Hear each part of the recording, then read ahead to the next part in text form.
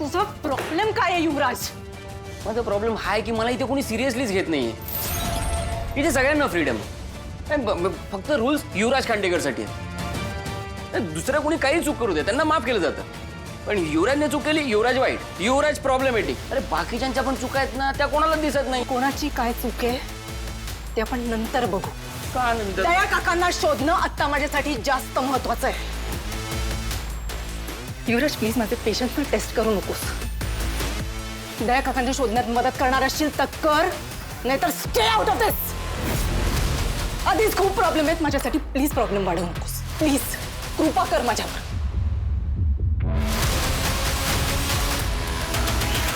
Hello, मला फक्त एवढंच म्हणायचं होतं ताई की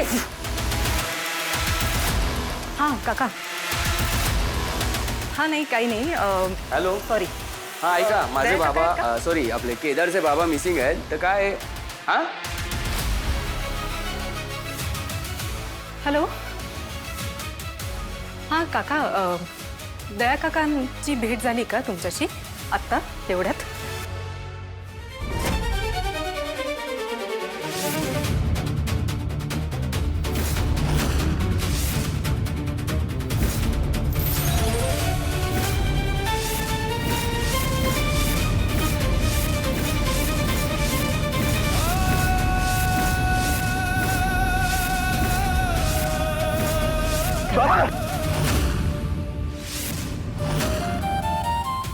का वाटवलंच मला?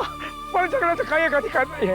एवढं सगळं ओझं मनावर घेऊन मी नाही जगू शकत. उद्या मला माझं आयुष्य, मला जगण्याची इच्छा नाही. मरू दे मला. आई मला आधी सोडून गेली, आता पुन्हा एकदा मला पोरकं करणार आहात का?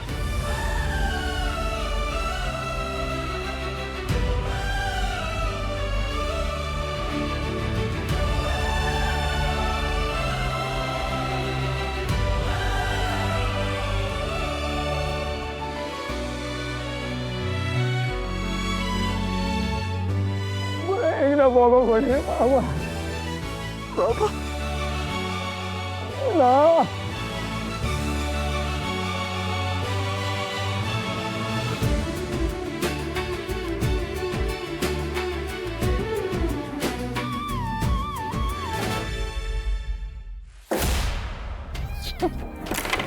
Sorry sorry. आता काय केलं मी? तुझं काय नाही, तू जरा शांत बस. माझ्यामुळे काय नाही ना. मग काय झालंय?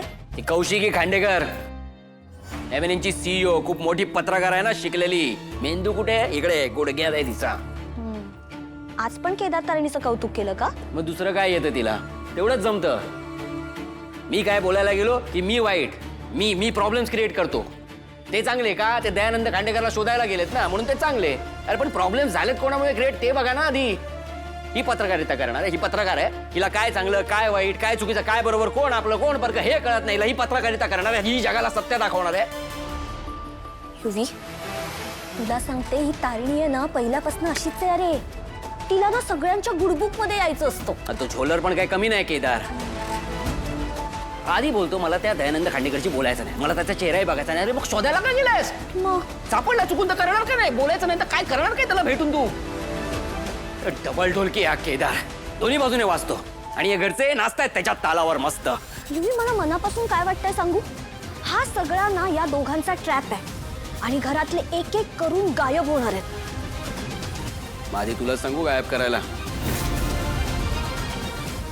सॉरी. तोड बंद ठेव.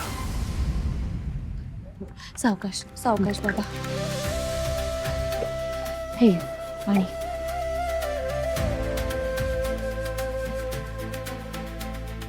हळू.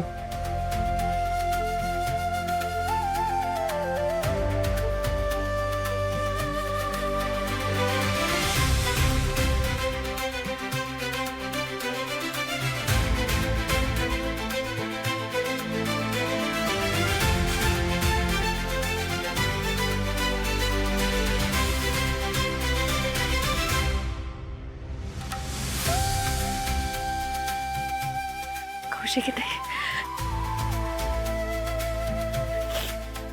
हो हो हो, बाबा ठीक आहे आणि ते आहेत आमच्या सोबतच आहे.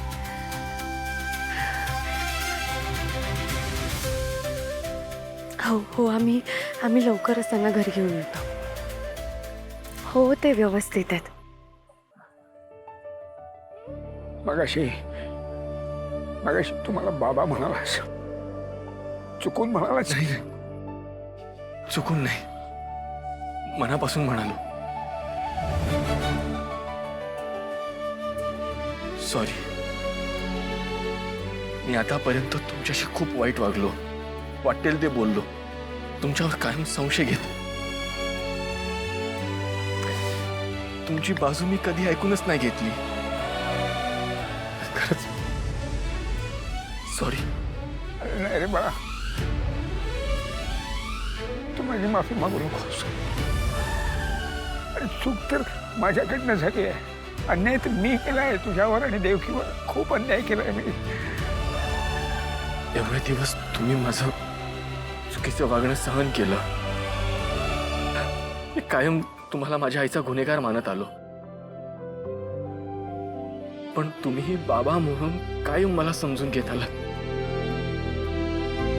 आपलाच मुलगा आपल्याशी तुटकपणे वागतोय याचा खूप त्रास झाला असेल ना तुम्हाला. मी खरंच, मला माफ करा. मी नाही रे बाळा, अरे उलट माफी तर मी तुझी मागायला हवी.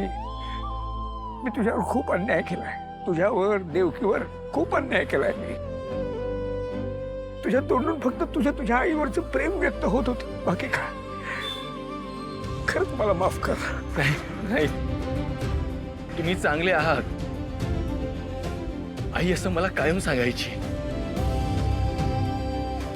बाबा परिस्थितीमुळे आता आपल्या बरोबर नाहीये, पण एक दिवस असा येईल की तुझे बाबा तुझ्या बरोबर असतील. खरं तर मी माझ्या आईवर तेव्हाच विश्वास ठेवायला हवा होता. तिने ज्या माणसावर प्रेम केलंय तो माणूस कधीच चुकीचा असू शकत नाही.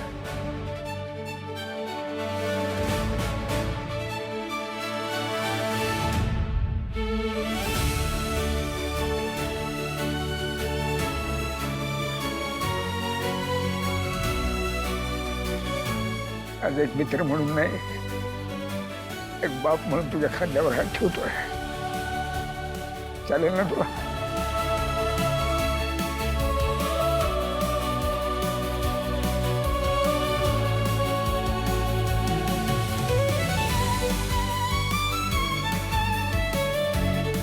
काय बघतोयस?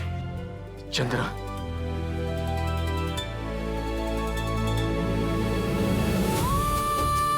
मी लहान असताना आईला तुमची तक्रार करायचो की तर सगळ्यांचे बाबा त्यांना भेटतात, माझेच बाबा मला का भेटत नाही. अशी तक्रार करायचो मी तिला. तेव्हा ती मला सांगायची की तुझे बाबा ना चंद्रासारखे आहेत. लांब जरी असले ना तरी त्यांचं लक्ष आहे आपल्याकडे. आज त्या चंद्राच्या जागी आई आहे आणि तिच्या जागी तुम्ही.